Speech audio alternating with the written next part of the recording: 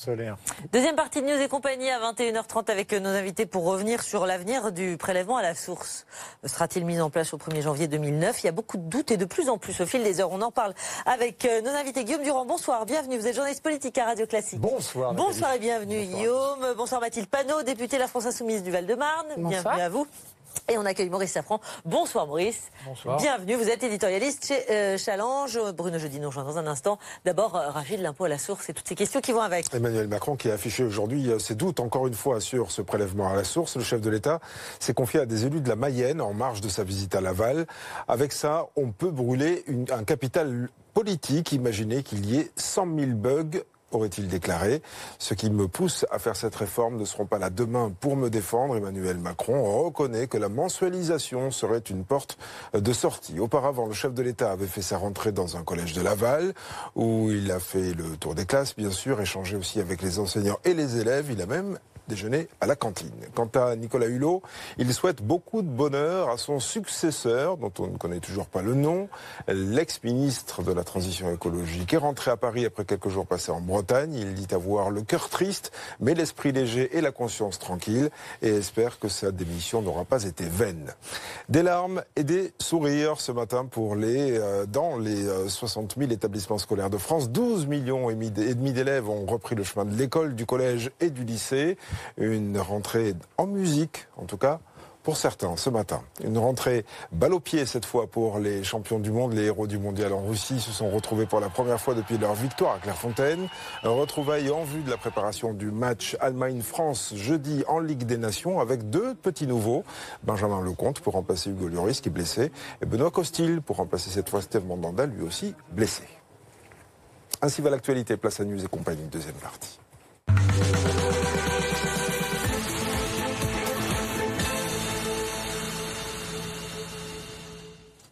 Deuxième partie de News et compagnie avec Maurice Safran, Mathilde Panot, Guillaume Durand et Bruno Jeudi pour revenir sur cette semaine haute en couleur pour Emmanuel Macron avec cette question autour du prélèvement à la source et ce remaniement normalement annoncé pour demain. Le prélèvement à la source avec des offs comme on dit. On a eu, nous cet après-midi, la visite du président Macron à la préfecture de Mayenne et il s'est confié à quelques élus. Avec ça, on peut brûler un capital politique. Imaginez qu'il y ait 100 000 bugs. Il y avait déjà des doutes à Helsinki sur le plan technique de la part d'Emmanuel Macron. Ça, c'était la semaine dernière. Ce lundi, on repart de plus belle. Guillaume Durand, ça veut dire que c'est plus du plomb dans l'aile pour le prélèvement à la source. C'est-à-dire que le sentiment qu'on peut avoir, connaissant la psychologie du président de la République, c'est qu'au fond, les critiques de la presse, rien ne va plus dans le JDD, il s'en fiche. Les critiques de l'opposition, la France Insoumise, les Républicains ou le Front National, il s'en fiche. En revanche, les Français et les sondages, et on en revient à cette histoire de bug, ça, c'est assez compliqué à gérer, d'autant plus qu'il est là depuis 15 mois, c'est-à-dire c'est 25% du quinquennat. On n'est pas au début. On est dans le dur, du dur, avec des situations et des chiffres économiques qui sont très très mauvais. Donc à l'égard de ces Français qui sont les contribuables, il y a une véritable interrogation dont il est seul à savoir s'il va appuyer ou pas sur le bouton et dans quel sens. Concernant le remaniement, je pense que la différence qui peut exister, qui fait ce soir ou qui pose un petit problème, c'est que je crois savoir très modestement qu'il y a une petite différence entre le Premier ministre et le président de la République. Pour Emmanuel Macron, j'allais dire, il ne s'agit pas d'un remaniement. Hulot est parti, c'est un départ, on le remplace, c'est quasiment pas un remaniement. Et c'est dans la psychologie de Macron, il a vécu 15 remaniements avec Hollande, il y en a eu 15 avec Sarkozy, pas question de remanier à tour de bras. En revanche, les arguments d'Édouard Philippe, et après j'en ai terminé, c'est de dire, au fond, on a annoncé à tout le monde qu'on évaluait les ministres, donc si on les évalue et qu'on ne fait rien au bout, c'est-à-dire qu'on sait très bien, qu'on vient de voir Didier Deschamps, qu'il y en a des bons, qu'il y en a des mauvais, c'est une occasion ratée de pouvoir renforcer l'équipe. Voilà la situation telle que, à mon sens, elle se présente. Elle est complexe, la situation. Elle n'est pas brillante, Maurice Safran. Impôt à la source, remaniement. Il ne peut pas tout faire en même temps. Il ne va pas pouvoir annoncer le gel de l'impôt à la source en même temps que le remaniement, si tout est possible. Je pense qu'on peut faire les sous-titres des sous-titres. Il n'y a plus... Pour moi, peut-être que je comprends rien, mais il n'y a plus aucun doute sur le prélèvement à la source. Après, pour vous, c'est plié ? C'est plié. Pour moi, c'était plié dès l'instant où, publiquement, le président de la République émettait des doutes. À partir du moment même où il a émis le quart du début d'un doute, c'était fini. Mais là, après ce qu'il a dit cet après-midi... C'est le gros doute. Et c'est pas des fuites. ça a été dit aux élus de la Mayenne pour qu'ils le répètent et que ce soit chez vous ce soir, évidemment. Donc ça, c'est terminé. De quelle façon est-ce qu'il va suspendre? Est-ce qu'il va dire il n'y aura pas de prélèvement à la source, c'est la mensualisation, etc. Mais sur ce point-là, c'est fini. Sur le deuxième point, je suis entièrement d'accord avec Guillaume, il n'y aura pas de remaniement demain.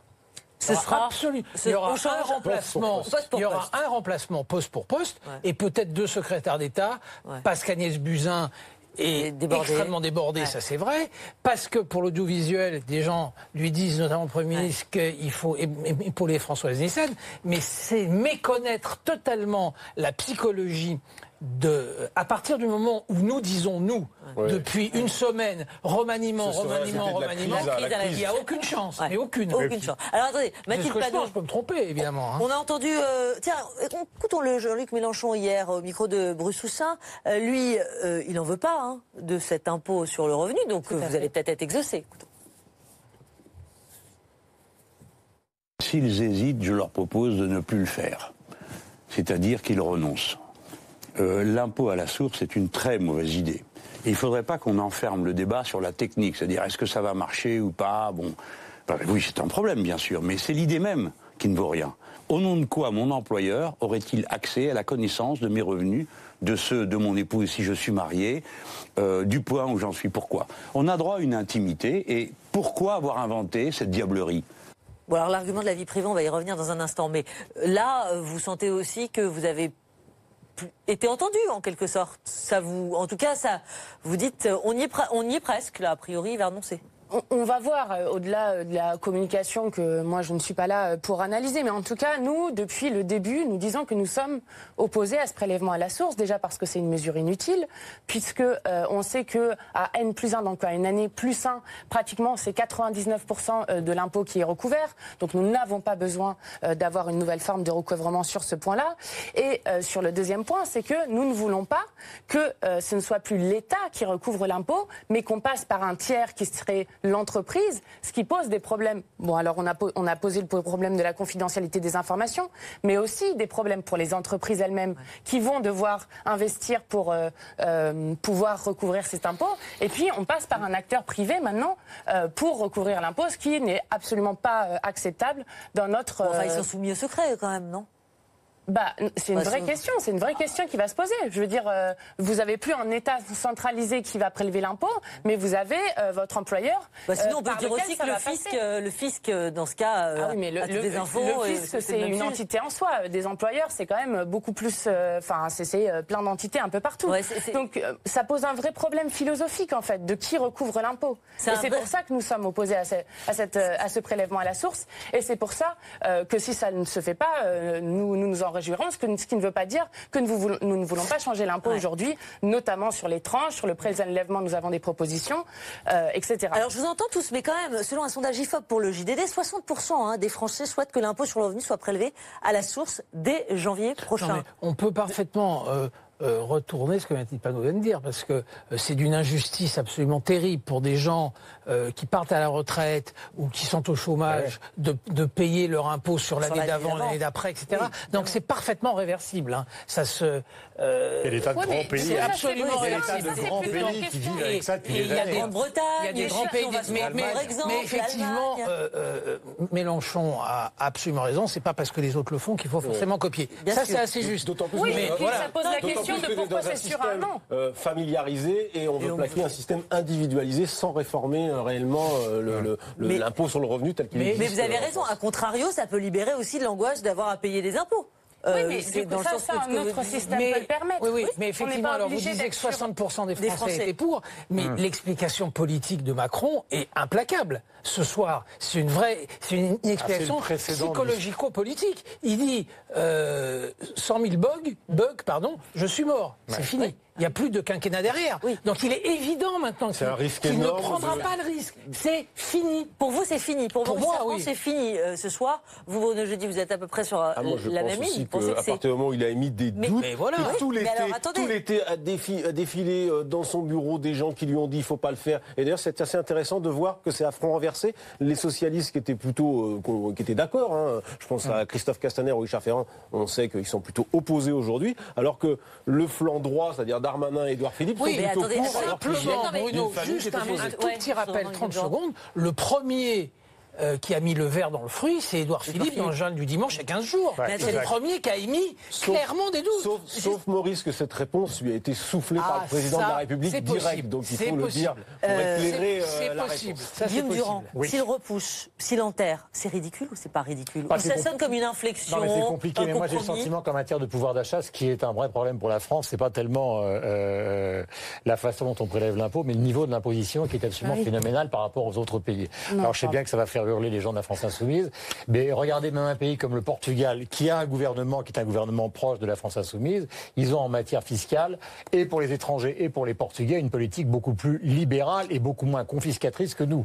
Et nous, on a à la fois le record du monde, en tout cas le record d'Europe des prélèvements fiscaux, et en même temps on a le record d'Europe des prélèvements sociaux. Donc ça devient extrêmement compliqué. Donc c'est moins ça, c'est plus ça qui pose un problème que la manière de prélever l'impôt. Mais le timing et l'aspect psychologique des choses, si on compare les Français à ce qui s'est passé au moment où il y a eu l'informatisation de la paye dans l'armée, et où ça a été un bug terrible, si ça arrive à tous les Français, puis c'est arrivé aux militaires français... C'est la fin du monde. Là, c'est terrible. On comprend qu'ils ne veulent pas faire confiance à l'administration, vu les précédents qu'il y a pu avoir. Où je tomberai d'accord avec vous, c'est que l'impôt aujourd'hui, et l'impôt français, est injuste. C'est-à-dire que ce qu'on appelle les classes moyennes, généralement, payent beaucoup plus... On a aussi le record de millionnaires en Europe. Enfin, voilà. Donc il faut ceux qui sont les classes moyennes aujourd'hui payent beaucoup plus cher en proportion que les plus riches de notre pays. Donc nous, ce que nous proposons, c'est au lieu d'avoir 5 tranches comme il en existe aujourd'hui, d'en avoir 14 et d'avoir un impôt qui est beaucoup plus progressif. Et c'est si, c'est... Oui, on n'y est pas. Non, mais je vous entends, mais on n'y est pas. Je dirais, pardonnez-moi, un point. Au départ, Sarkozy avait étudié cette affaire, puis Hollande l'avait mis sur pied. Au départ, il faut quand même se souvenir que si on s'est posé la question du prélèvement, c'est parce que fondamentalement, on voulait réformer l'impôt, voire la fusionner avec la CSG. Ce que vient de dire Guillaume, si demain il termine cette affaire, ce que vient de dire Guillaume sera la clé de son explication. Je n'arrête pas mes réformes. C'est pas la mienne. C'est pas une réforme Macron. C'est une réforme. Ah oui. Bon, mais il n'était pas obligé de la récupérer. Non, mais il l'a récupérée. Voilà. Mais il l'a suspendu un an pour je ne dis pas que ça marchera. Je dis que sa tactique à partir de demain, va dire moi je reste le réformiste implacable de la campagne. Je vais continuer toutes mes réformes et tout ce qui se passe à la rentrée, ça va suffisamment faire gueuler nos amis de la France insoumise. Tout ce qui se passe à la rentrée. Nous argumentons. Vous argumentons absolument. Vous argumentez. Voilà. Mais il va nous dire à partir de demain... pas comme une lettre à la poste. Oui, c'est ça, parce que l'axe de communication sera là. Il y a un coup, regardez Guillaume. Bien sûr. Oui, mais l'argumentation sera là. Mais il n'y a pas que ça. Si on fait les totaux, il y a quand même 200 millions d'euros qui ont été engagés, sans compter les entreprises privées qui ont mis au point des logiciels pour les vendre. Il y a même une campagne à la télévision. Voilà, il y a la campagne actuelle, il y a tous ceux qui ont acheté des logiciels. Il y a les logiciels qui ont été achetés. Enfin, ça peut devenir une espèce de scandale d'État. Ça peut prendre une tournure. Vous pourriez ajouter aussi que la décrédibilisation du ministre alors Darmanin, alors allons-y. J'allais y venir. Ça veut dire un désaveu. Si ça veut dire désaveu, ça veut dire que Darmanin peut retourner en région. C'est là où on arrive, si vous voulez, c'est là où on passe d'un problème à l'autre. C'est-à-dire qu'on est dans une situation où effectivement, comme on l'a dit tout à l'heure, le président de la République voudrait faire un remaniement à minima, mais s'il y a trop de gens qui se trouvent dans une situation totalement en porte-à-faux, il peut se retrouver... je ne pense pas que ce sera le cas de Gérald Darmanin. Il se le met à dos, de toute manière. Mais si un certain nombre de gens sont totalement désavoués, Mézard par Berne, Darmanin par la situation, etc., par Actes Sud, ça va devenir extrêmement compliqué à gérer. On ne peut pas tout mélanger.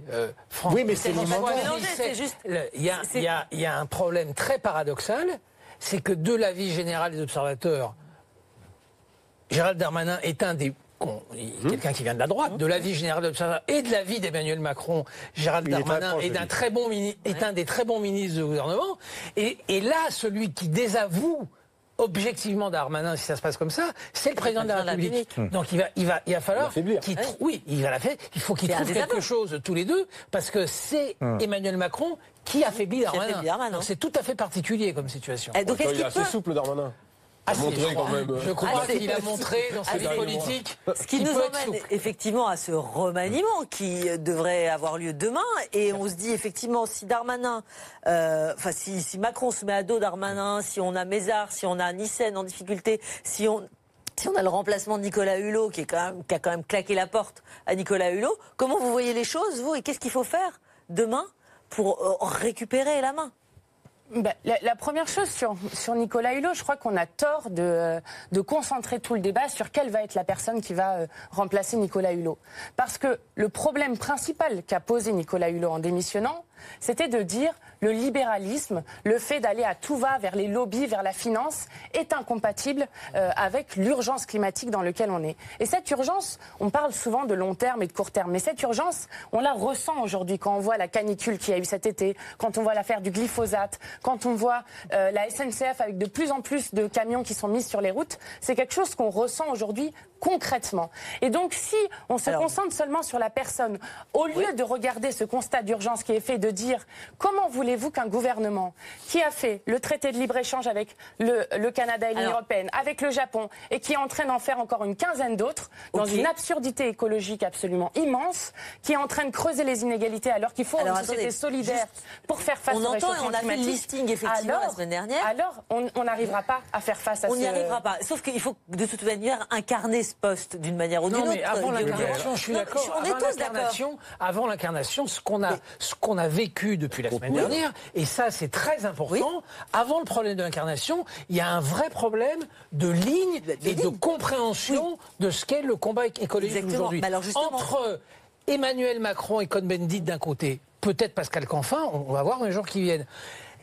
Aujourd'hui, Nicolas Hulot est totalement désespéré et donc totalement révolutionnaire. Il est pour la révolution. Le président de la République et Cohn-Bendit ne sont pas pour la révolution. Donc là, il y a un vrai désaccord. Donc il y a un problème de ligne, il y a un problème d'incarnation. Je suis d'accord. Il y a un problème de ligne, il y a un problème d'incarnation, il y a un problème d'authenticité par rapport à cette question écologique. J'ai l'impression que Cohn-Bendit, il est aussi authentique que Nicolas Hulot. Enfin aussi. C'est un problème de ligne. Et prenez, je veux dire, il y a 10 ans, Nicolas Hulot était très proche de Jacques Chirac, donc on ne peut pas dire que la définition politique de son itinéraire politique soit une droite absolue. De ce point de vue-là, je ne pense pas qu'il ait vraiment de leçons à donner. Maintenant, c'est vrai qu'ils ne font pas le même constat. C'est-à-dire que s'il revient à des idées qui sont celles de la décroissance, qui étaient défendues par Alain Lipietz il y a des années et des années, il est évidemment en contradiction totale avec le gouvernement d'aujourd'hui, qui veut faire une écologie qui soit une écologie compatible avec la compétition mondiale. Parce qu'autrement, ça n'a aucun sens. C'est Pascal Canfin, quand il était au gouvernement de François Hollande, il a essayé de travailler, comme beaucoup de gens qui ont travaillé dans l'écologie à cette époque-là, sauf la bataille avec Delphine Batho, dans un registre, on se souvient de la COP21, qui était quand même un registre non pas de rupture absolue, mais on y va tous. Le réformisme. Il reste une minute. Mais est-ce que Emmanuel Macron a encore les moyens de faire croire qu'il peut mener une politique écologique forte, compte tenu de ce qui s'est passé il y a une semaine avec Nicolas Hulot? Pardon ?